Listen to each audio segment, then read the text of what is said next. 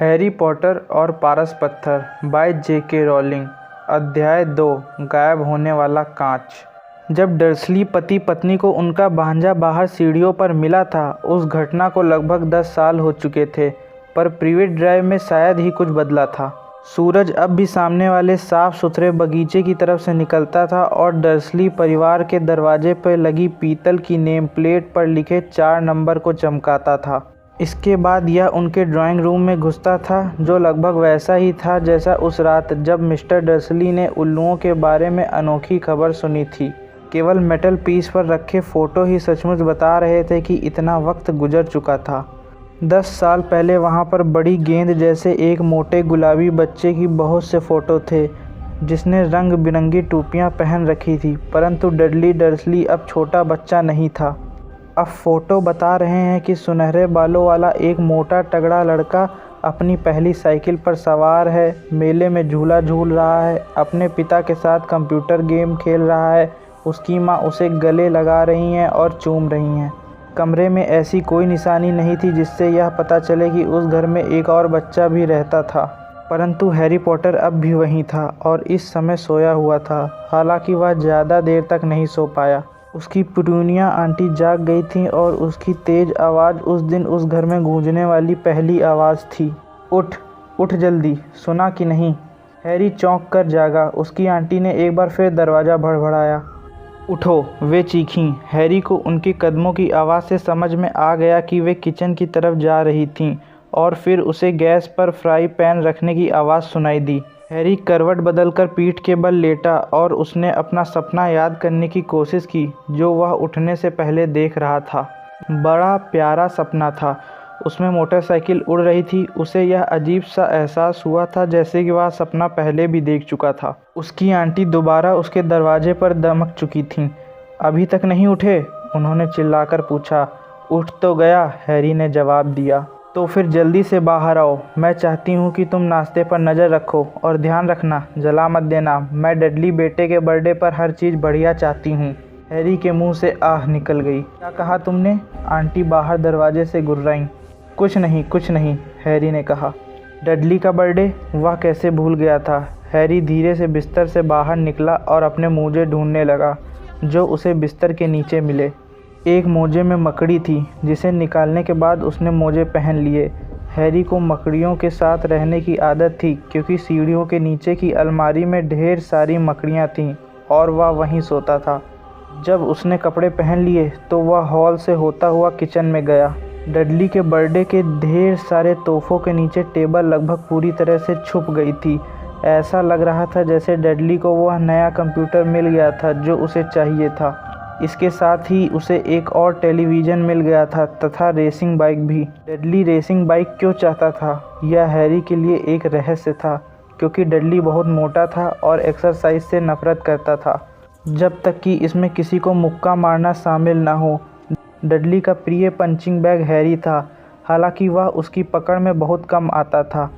Harry दिखता नहीं था, परंतु था बहुत तेज। शायद यह अंधेरी अलमारी में रहने का परिणाम था कि हैरी अपनी उम्र के हिसाब से दुबला और छोटा रह गया था, पर वह सचमुच जितना था उससे भी ज़्यादा दुबला और छोटा दिखता था, क्योंकि उसे हर समय डडली के पुराने कपड़े पहनना पड़ते थे और डडली उससे 4 गुना मोटा था। हैरी का चेहरा दुबला था, घुटने गांठदार, बाल काले और आंखें चमकदार हरी थी। वह गोल चश्मा पहनता था जिस पर बहुत सा सेलो टेप लगा था, क्योंकि डडली उसकी नाक पर अक्सर मुक्के मारता रहता था। हैरी को अपनी शक्ल में सिर्फ एक ही चीज़ अच्छी लगती थी, उसकी माथे पर बना बहुत पतला निशान, जो ऐसा दिखता था जैसे कि वहाँ पर बिजली गिरी हो। जब से उसने होश संभाला था तभी से वह इस निशान को देख रहा था, और उसे याद है कि होश संभालने के बाद सबसे पहले उसने पिटूनिया आंटी से पहला सवाल यही पूछा था कि उसके माथे पर यह निशान कैसे बना। उस कार एक्सीडेंट में जिसमें तुम्हारे माता पिता मरे थे, उन्होंने कहा था। और हाँ, सवाल मत पूछो। यह डर्सली परिवार में शांतिपूर्ण जीवन का पहला नियम था। जब हैरी नाश्ते को पलट रहा था तो वर्नन अंकल किचन में आए। बालों में कंघी करो, वे भौंके, जैसे उन्होंने हैरी से गुड मॉर्निंग की हो। सप्ताह में लगभग एक बार वर्नन अंकल अपने अखबार के ऊपर से देखते थे और चिल्लाते थे कि हैरी के बाल बहुत बढ़ गए हैं, उसे कटिंग की ज़रूरत है। उसकी क्लास के बाकी बच्चों की जितनी बार कटिंग होती थी, उन सबको आपस में जोड़ भी दिया जाए तो भी हैरी की कटिंग उससे ज़्यादा बार होती थी। हालांकि इसमें कोई फ़र्क नहीं पड़ता था क्योंकि उसके बाल बहुत तेज़ी से बढ़ते थे। जब डडली अपने माँ के साथ किचन में आया तो हैरी अंडे तल रहा था। डडली काफ़ी कुछ वॉर्नन अंकल जैसा दिखता था। बड़ा गुलाबी चेहरा, छोटी गर्दन, छोटी पानीदार नीली आँखें और मोटे सुनहरे बाल जो उसकी मोटे सिर पर जमे हुए थे। पिटूनिया आंटी अक्सर कहती थी कि डडली किसी नन्हे देवदूत की तरह दिखता है। हैरी अक्सर कहता था कि डडली किसी सूअर की तरह दिखता है जिसने विग पहन रखी हो। हैरी ने अंडे और नाश्ते की प्लेट टेबल पर रख दी, जो आसान काम नहीं था क्योंकि वहाँ पर जगह बहुत कम थी। इस बीच डडली अपने तोहफे गिन रहा था। उसका चेहरा उतर गया। 36, उसने अपने मम्मी डैडी की तरफ देखते हुए कहा। ये तो पिछले साल से 2 कम है। राजा बेटा, तुमने मार्ज आंटी के तोहफे को तो गिना ही नहीं। देखो वह मम्मी डैडी के बड़े तोहफे के नीचे छुपा है। ठीक है, तो 37 हुए, डडली ने कहा और उसका चेहरा लाल हो गया। हैरी को लगा कि डडली का नाटक अब शुरू होने ही वाला है और इसलिए वह नाश्ते को अपने मुंह में जितनी तेज़ी से भर सकता था भरने लगा, क्योंकि डडली टेबल भी पलट सकता था। जाहिर था पिटूनिया आंटी को खतरा दिख गया था क्योंकि वे जल्दी से बोली, और हम आज जब बाज़ार जाएंगे तो तुम्हारे लिए 2 और तोहफे ले आएंगे। यह कैसा रहेगा बेटू? 2 और तोहफे? अब तो ठीक है। डडली ने एक पल सोचा। यह मुश्किल काम था। अंत में वह धीमे से बोला, तो मेरे पास 37 और 2, 37 और 2, 39 मेरे लाडले, पिटूनिया आंटी बोली। ओह! डडली दम से बैठ गया और उसने अपने सबसे पास वाले पैकेट पर झपट्टा मारा। फिर ठीक है। वॉर्नन अंकल धीरे से हंसे। छोटा बदमाश, अपने पैसे की पूरी कीमत वसूल करना चाहता है, बिल्कुल अपने डैडी की तरह। वाह मेरे बेटे, वाह डडली। उन्होंने डडली के बालों पर हाथ फेरा। उसी समय फ़ोन की घंटी बजी और पिटूनिया आंटी फ़ोन सुनने चली गईं, जबकि हैरी और वॉर्नन अंकल इस बीच डडली को तोहफ़ा खोलते हुए देखते रहे, जिसमें racing bike, video camera, remote control वाला हवाई जहाज़, 16 नए कंप्यूटर गेम और वीसीआर शामिल था। जब वह एक सुनहरी कलाई घड़ी की पन्नी खोल रहा था तभी पिटूनिया आंटी फ़ोन रखकर वापस आईं। उनके चेहरे पर गुस्सा भी था और चिंता भी। बुरी खबर है वॉर्नन, वे बोली। मिसेस फिग का पैर टूट गया है, वे इसे अपने पास नहीं रख सकती। उन्होंने हैरी की तरफ सिर झटकते हुए कहा। दहशत के मारे डडली का मुंह खुला रह गया, परंतु हैरी का दिल तो उछलने लगा। हर साल डडली के जन्मदिन पर अंकल आंटी डडली और उसके किसी एक दोस्त को बाहर घुमाने ले जाते थे, यानी एडवेंचर पार्क, हैमबर्गर बार या फिल्म। हर साल हैरी को मिसेस फिग नाम की एक पागल बुढ़िया के साथ छोड़ दिया जाता था, जो 2 गली दूर रहती थी।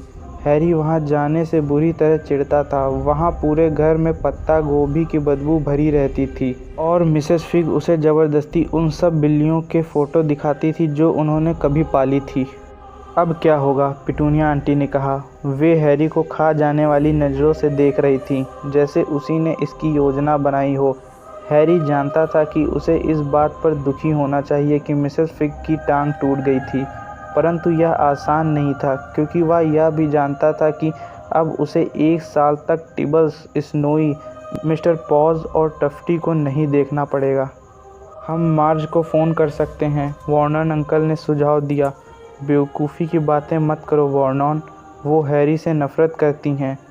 डर्सली पति पत्नी अक्सर हैरी के बारे में इसी तरह की बातें करते थे, जैसे वह यहाँ पर हो ही नहीं, या फिर वह कोई बहुत ही कम बुद्धि वाला प्राणी हो जो उनकी बातों को नहीं समझ पाएगा, जैसे कोई घोंघा। और उसका क्या नाम है, तुम्हारी सहेली वॉन? मजोर्का में छुट्टियां मनाने गई है, पिटूनिया आंटी खींचते हुए बोली। आप मुझे घर पर ही छोड़ जाएं, हैरी ने बड़ी आशा से कहा।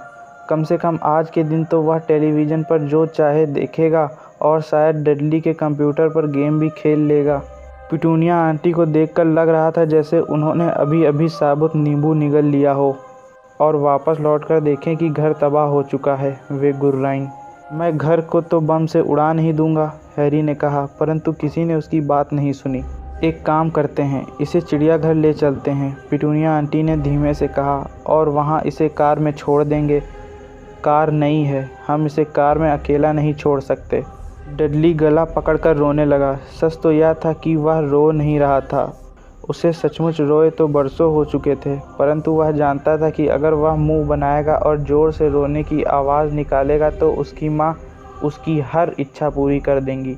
मेरे प्यारे राज दुलारे, रोना नहीं, मम्मी उसे तुम्हारा बर्थडे बर्बाद नहीं करने देगी, वे चीखीं और उसे बाहों में भर लिया। मैं नहीं चाहता कि वह साथ चले, डडली झूठ-मूठ की जोरदार सुबकियों के बीच चीखा। वह हमेशा हर चीज़ गड़बड़ कर देता है। उसने अपनी माँ की बाहों के बीच से झाँकते हुए हैरी को चिढ़ाया। तभी दरवाजे की घंटी बजी। हे भगवान, वे लोग आ गए, पिटूनिया आंटी हड़बड़ाकर बोली। और एक पल बाद डडली का सबसे अच्छा दोस्त पियर्स पॉलकिस अपनी माँ के साथ अंदर आ गया। पियर्स एक दुबला पतला लड़का था जिसका चेहरा चूहे जैसा था। जब डडली दूसरे बच्चों को मारता था तो आम तौर पर पियर्स ही उनके हाथ पीछे पकड़कर रखता था। डडली ने रोने का नाटक तत्काल बंद कर दिया। आधे घंटे बाद हैरी को अपनी किस्मत पर भरोसा नहीं हो रहा था। वह डर्सली की कार में पियर्स और डडली के साथ पीछे वाली सीट पर बैठा था और ज़िंदगी में पहली बार चिड़ियाघर जा रहा था। उसकी आंटी और अंकल को यह समझ में नहीं आया कि उसका क्या किया जाए, परंतु चलने से पहले वॉर्नन अंकल हैरी को एक तरफ ले गए। मैं तुम्हें चेतावनी दे रहा हूँ। अपने बड़े जामुनी चेहरे को हैरी के बिल्कुल पास लाकर उन्होंने कहा, कान खोलकर सुन लो लड़के, कोई भी खुराफात की, कोई भी, तो मैं तुम्हें उस अलमारी में क्रिसमस तक बंद कर दूंगा। मैं कुछ नहीं करूंगा, हैरी ने कहा, कसम से। परंतु वॉर्नन अंकल ने उसकी बात पर विश्वास नहीं किया। कोई भी कभी नहीं करता था। समस्या यह थी कि हैरी के साथ अक्सर अजीब चीज़ें होती थी और डर्सली परिवार को यह बताने से कोई फ़ायदा नहीं होता कि उसने यह चीज़ें नहीं की।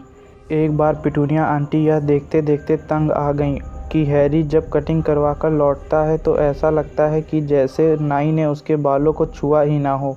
गुस्से में उन्होंने किचन से कैंची उठाई और हैरी के बाल इतने छोटे काट दिए कि वह लगभग गंजा हो गया। उन्होंने सिर्फ सामने वाली लट छोड़ दी ताकि उसका भयानक निशान छुप जाए। डडली तो हैरी को देखकर हंसते हंसते लोटपोट हो गया। उस रात हैरी को यह सोच सोचकर नींद नहीं आई कि अगले दिन स्कूल में उसका क्या हाल होगा। वहाँ पर वैसे भी बच्चे उसके ढीले ढाले कपड़े और सेलो टेप लगे चश्मे को देखकर उसकी हंसी उड़ाते थे।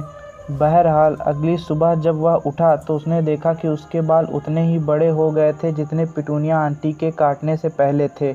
इस बात के लिए उसे 1 सप्ताह तक अलमारी में बंद रहने की सज़ा दी गई। हालांकि उसने यह समझाने की लाख कोशिश की कि उसे क्या मालूम कि उसके बाल इतनी जल्दी कैसे बढ़ गए। एक बार पिटूनिया आंटी उसे डडली का पुराना और बुरा सा दिखने वाला स्वेटर पहनाने की कोशिश कर रही थी। उन्होंने उसके सिर में स्वेटर घुसाने की जितनी कोशिश की वह उतना ही छोटा होता चला गया। अंत में इतना छोटा हो गया कि दस्ताने की तरह हाथ में तो घुस सकता था, परंतु हैरी के सिर में नहीं। पिटूनिया आंटी ने सोचा स्वेटर धुलाई में सिकुड़ गया होगा और हैरी को बड़ी राहत मिली कि उसे सज़ा नहीं मिली। परंतु एक बार वह बहुत परेशानी में पड़ गया जब वह स्कूल के किचन की छत पर पहुंच गया था। डडली का गैंग हर दिन की तरह उस दिन भी उसका पीछा कर रहा था और बाकी लोगों के साथ साथ खुद हैरी भी यह देखकर हैरान रह गया कि वह चिमनी पर बैठा हुआ था। हैरी की प्रिंसिपल ने बहुत गुस्से में डर्सली परिवार को पत्र में लिखा कि हैरी स्कूल की इमारतों पर चढ़ रहा था, पर उसने सिर्फ यह कोशिश की थी और उसने अपनी अलमारी में बंद दरवाजे के पीछे से वॉर्नन अंकल को चिल्लाकर यह बात बताई थी। पर उसने तो सिर्फ यह कोशिश की थी कि वह किचन के बाहर रखे बड़े कूड़ेदान के पीछे छलांग लगा दे। हैरी सोच रहा था कि शायद तेज हवा के झोंके ने उसकी छलांग को बीच में ऊपर उठा दिया होगा, परंतु आज कोई भी गड़बड़ नहीं होगी। डडली और पियर्स के साथ दिन गुजारना भी बहुत बड़ी बात थी। जब वह जगह स्कूल, उसकी अलमारी या पत्ता गोभी की बदबू से भरा मिसेस फिग का ड्राइंग रूम ना हो। गाड़ी चलाते समय वॉर्नन अंकल पिटूनिया आंटी के सामने सबको कोस रहे थे। कोसना उनका प्रिय शौक था। ऑफिस के लोग, हैरी, म्यूनिसिपैलिटी, हैरी, बैंक और हैरी उनके कुछ प्रिय विषय थे। आज सुबह यह विषय था मोटरसाइकिल। जब एक मोटरसाइकिल उनकी गाड़ी के आगे निकल गई तो वे बोले, जवान आवारा लोग पागलों की तरह अंधाधुंध गाड़ी चलाते हैं। मैंने सपने में एक मोटरसाइकिल देखी थी। हैरी को अचानक याद आया और उसने कहा, वह उड़ रही थी। वॉर्नन अंकल ने आगे वाली कार में लगभग टक्कर मार दी। वे अपनी सीट के पीछे मुड़े और हैरी की तरफ देखकर चिल्लाए, और इस समय उनका चेहरा मूंछ वाले किसी बड़े चुकंदर की तरह दिख रहा था। मोटरसाइकिल उड़ नहीं सकती। डडली और पियर्स ही करने लगे। मैं जानता हूँ मोटरसाइकिल उड़ नहीं सकती, हैरी ने कहा। यह तो बस एक सपना था। परंतु वह सोच रहा था, काश उसने यह नहीं कहा होता। अगर डर्सली परिवार सवाल पूछने से भी ज़्यादा किसी बात से चिढ़ता था तो ऐसा तब होता था जब हैरी बोलता था कि कोई चीज़ उस तरह हो रही हो जिस तरह उसे नहीं होना चाहिए, चाहे वह सपने में या कार्टून में ही क्यों ना हो। उन्हें लगता था इससे उसके दिमाग में खतरनाक विचार आ जाएंगे। आज बहुत सुहावना शनिवार होने की वजह से चिड़ियाघर में बहुत से परिवारों की भीड़ थी। डर्सली ने गेट के बाहर डडली और पियर्स को एक बड़ी चॉकलेट आइसक्रीम दिलवाई और फिर वे जल्दी से हैरी को वहां से हटा पाते इससे पहले ही वैन में मुस्कुराती हुई महिला ने चूंकि हैरी से पूछ लिया कि उसे क्या चाहिए, इसलिए उन्हें मन मारकर उसे एक सस्ती सी लेमन आइसक्रीम दिलवानी पड़ी, जिसे चूसते हुए हैरी ने सोचा यह भी बुरी नहीं थी। तभी उसने देखा कि एक गोरिल्ला अपना सिर खुजा रहा था और डडली से काफ़ी मिलता जुलता दिख रहा था, सिवाय इसके कि गोरिल्ला के बाल सुनहरे नहीं थे। बहुत लंबी समय बाद हैरी की सुबह इतनी अच्छी गुजरी। वह इस बात का ध्यान रख रहा था कि डर्सली परिवार से थोड़ी दूर चले, ताकि डडली और पियर्स जो लंच टाइम तक जानवरों को देख देख कर बोर होने लगे थे, कहीं उसे मारने का अपना प्रिय खेल शुरू ना कर दें। उन्होंने चिड़ियाघर के रेस्टोरेंट में लंच किया और इसके बाद डडली एक बार फिर हंगामा करने लगा क्योंकि उसकी फ्रूट आइसक्रीम ख़त्म हो गई थी। इस पर वॉर्नन अंकल ने उसे एक और आइसक्रीम दिलवा दी और हैरी को पहली वाली ख़त्म करने की इजाज़त दी। हैरी ने बाद में यह सोचा, उसे पता होना चाहिए था कि उसका इतना अच्छा समय ज़्यादा देर तक नहीं चल सकता। लंच के बाद वे चिड़ियाघर के नाग भवन में गए। यहाँ ठंड और अंधेरा था और दीवारों पर लगी खिड़कियों पर रोशनी थी। कांच के पीछे कई तरह की छिपकलियाँ और सांप थे जो लकड़ी और पत्थर के टुकड़ों पर फिसलकर चढ़ रहे थे। डडली और पियर्स बड़े जहरीले कोबरा और आदमी को चकनाचूर करने वाले मोटे अजगर को देखना चाहते थे। डडली ने वहाँ के सबसे बड़े सांप को जल्द ही ढूंढ लिया। वह वॉर्नन अंकल की कार के चारों तरफ अपने शरीर को 2 बार लपेटकर कार को किसी कचरा पेटी में चकनाचूर कर सकता था, परंतु इस वक्त वह ऐसा करने के मूड में नहीं दिख रहा था। सच तो यह था कि वह गहरी नींद में सो रहा था। डडली कांच पर अपनी नाक गड़ाकर खड़ा रहा और सांप की चमकदार भूरी कुंडलियों को देखता रहा। उसे उठाओ, उसने अपने पिता से झल्लाते हुए कहा। वॉर्नन अंकल ने कांच पर ठक ठक की, परंतु सांप हिला तक नहीं। एक बार और करो, डडली ने ऑर्डर जमाया। वॉर्नन अंकल ने अपनी उंगलियों के पिछले हिस्से से कांच को बढ़िया तरीके से ठोका, परंतु सांप फिर भी सोता रहा। कितना बोरिंग है, डडली ने आह भरी और पैर पटकते हुए दूर चला गया। हैरी कांच के सामने आया और उसने सांप की तरफ उत्सुकता से देखा। कोई ताजुब नहीं कि बेचारा सांप बोरियत के मारे मर ही ना जाए। साथ में कोई नहीं सिवाय उन मूर्ख लोगों के जो दिन भर इसे तंग करने की कोशिश करते थे और कांच पर अपनी उंगलियां ठोकते रहते थे। यह तो अलमारी को बेडरूम बनाने से भी बुरा था। यहाँ इकलौती मेहमान पिटूनिया आंटी होती थी जो उसे जगाने के लिए दरवाज़ा भड़भड़ाती थी। कम से कम उसे पूरे घर में घूमने को तो मिल जाता था। सांप ने अचानक अपनी छोटी चमकदार आंखें खोली। सांप ने धीरे, बहुत धीरे अपना सिर उठाया जब तक कि उसकी आंखें हैरी की आंखों के ऊंचाई तक नहीं आ गईं। उसने आंख मारी। हैरी घूरने लगा। फिर उसने जल्दी से आसपास देखा कि कहीं कोई देख तो नहीं रहा था। कोई नहीं देख रहा था। उसने सांप की तरफ पलटकर देखा और उसने भी आंख मार दी। सांप ने वॉर्नन अंकल और डडली की तरफ सिर को झटका दिया और अपनी आंखें छत की तरफ उठाईं। उसने हैरी को इस तरह देखा मानो यह कह रहा हो, मेरे साथ पूरे दिन यही होता है। मैं जानता हूँ। हैरी कांच के इस तरफ से बुदबुदाया। हालांकि उसे विश्वास नहीं था कि सांप उसकी आवाज़ को सुन सकता था। इससे सचमुच बहुत चिढ़ छूटती होगी। सांप ने तेजी से अपना सिर हिलाया। वैसे तुम कहाँ से आए हो? हैरी ने पूछा। सांप ने अपनी पूंछ कांच के पास लगे एक छोटे साइन बोर्ड पर मारी। हैरी ने उसे पढ़ा। Goa constructor, Brazil. क्या यहाँ पर अच्छा लगता था? आपने एक बार फिर उसी साइन बोर्ड पर अपनी पूंछ मारी और हैरी ने पढ़ा, यह सांप चिड़ियाघर में पैदा हुआ था। अच्छा, मैं समझ गया, तुम कभी ब्राज़ील में रहे ही नहीं। जैसे ही सांप ने अपना सिर हिलाया, हैरी के पीछे से एक कान फोड़ू आवाज़ आई, जिसे सुनकर वे दोनों उछल पड़े। डडली, मिस्टर डर्सली, आइए और इस सांप को देखिए। आपको विश्वास नहीं होगा यह क्या कर रहा है। डडली जितनी तेज़ी से आ सकता था उनकी तरफ लुढ़कता हुआ आया। तुम अलग हटो, उसने हैरी की पसलियों में घूंसा मारते हुए कहा। अचानक हमले से हैरान हैरी कंक्रीट के फर्श पर धड़ाम से गिर पड़ा। आगे जो हुआ वह इतनी तेज़ी से हुआ कि कोई भी नहीं देख पाया यह कैसे हुआ। एक पल पहले तक पियर्स और डडली कांच के करीब उससे टिके खड़े थे और दूसरे ही पल वे दहशत से चीखते हुए पीछे की तरफ उछल पड़े। हैरी बैठ गया और हांफने लगा। सांप के सामने वाला कांच गायब हो गया था। सांप अब तेजी से अपनी कुंडली खोल रहा था और फर्श पर फिसल रहा था। पूरे नाग भवन में लोग चीखने लगे और बाहर के दरवाजों की तरफ भागने लगे। जब सांप उसके पास से तेजी से सरसराता हुआ गया तो हैरी कसम खा सकता था उसने धीमे से फुसफुसाते हुए कहा था, ब्राज़ील, मैं आ रहा हूँ। शुक्रिया दोस्त। नाग भवन का पहरेदार सदमे में था। परंतु कांच, वह बार बार कह रहा था, कांच कहाँ गया? चिड़ियाघर के डायरेक्टर ने अपने हाथ से पिटूनिया आंटी को एक कप कड़क मीठी चाय बनाकर दी और वह लगातार उनसे माफ़ी मांगता रहा। पियर्स और डडली अनाप शनाप बक रहे थे। जहाँ तक हैरी ने देखा था, सांप ने कुछ भी नहीं किया था। उसने तो उनके पास से गुजरते समय सिर्फ उनके पैरों के पास अपनी पूंछ मजाक से पटकी थी।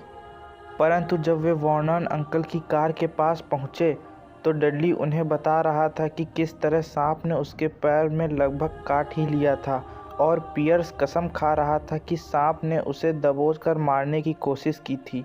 परंतु कम से कम हैरी के लिए सबसे बुरी बात वह थी जो पियर्स ने कही थी। जब पियर्स इतना शांत हो गया कि कुछ कह सके तो उसने सबके सामने कहा था, हैरी सांप से बात कर रहा था, है ना हैरी?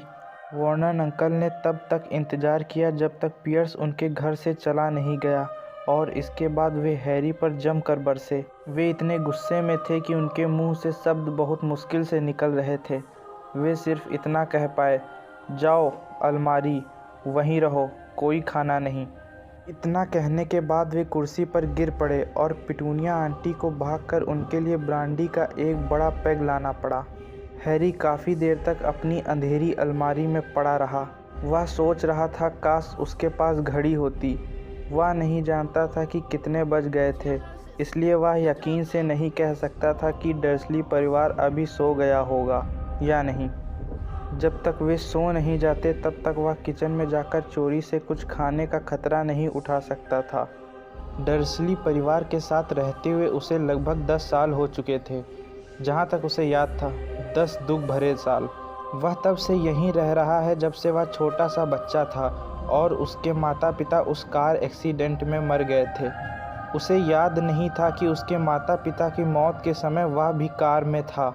कई बार जब वह अलमारी में लंबे घंटों के दौरान अपनी याददाश्त पर जोर डालता था तो उसे एक अजीब दृश्य दिखता था, चकाचौंध करने वाली हरी रोशनी और माथे में बहुत तेज दर्द। उसने मान लिया था कि यही एक्सीडेंट होगा। हालांकि उसे यह समझ में नहीं आ रहा था कि इतनी सारी हरी रोशनी कहाँ से आ रही थी। उसे अपने माता पिता की शक्ल तक याद नहीं थी। उसके अंकल आंटी उनके बारे में कभी बात नहीं करते थे और सवाल पूछने के बारे में उसे पहले ही मना कर दिया गया था। घर में उनकी एक भी फ़ोटो नहीं थी। जब हैरी छोटा था तो अक्सर सपने देखता था कि कोई अनजान रिश्तेदार उसे यहाँ से दूर ले जाने के लिए आया है, परंतु ऐसा कभी नहीं हुआ। डर्सली परिवार के सिवाय उसका कोई नहीं था, परंतु कई बार उसे ऐसा लगता था या शायद वह उसके मन का वहम हो। जैसे सड़क पर जा रहे अजनबी लोग उसे पहचानते थे। वे बड़े अजीब किस्म के अजनबी थे। एक बार जब वह पिटूनिया आंटी और डडली के साथ शॉपिंग करने गया था तो बैंगनी हैट पहने एक नाटे आदमी ने उसकी तरफ देखकर सिर झुकाया था। पिटूनिया आंटी ने गुस्सा होकर हैरी से पूछा कि क्या वह उस आदमी को जानता था, और इसके बाद वे बिना कुछ खरीदे उन्हें दुकान से तत्काल बाहर ले आईं। सिर से पैर तक हरे कपड़े पहनने वाली एक पागल सी दिखने वाली बुढ़िया ने एक बार बस में उसकी तरफ देखकर खुशी खुशी अपना हाथ हिलाया था। बहुत लंबा जामुनी कोट पहने एक गंजे आदमी ने तो एक दिन सड़क पर उससे हाथ मिलाया था और फिर बिना कुछ कहे चला गया था। इन सभी लोगों के बारे में सबसे अजीब बात यह थी कि जिस पल हैरी उन्हें ध्यान से देखने की कोशिश करता था वे ना जाने कहाँ गायब हो जाते थे। स्कूल में हैरी का कोई दोस्त नहीं था। सब जानते थे कि डडली का गैंग ढीले ढाले पुराने कपड़े और टूटा चश्मा पहनने वाले हैरी पॉटर से नफरत करता था और कोई भी डडली के गैंग से पंगा नहीं लेना चाहता था।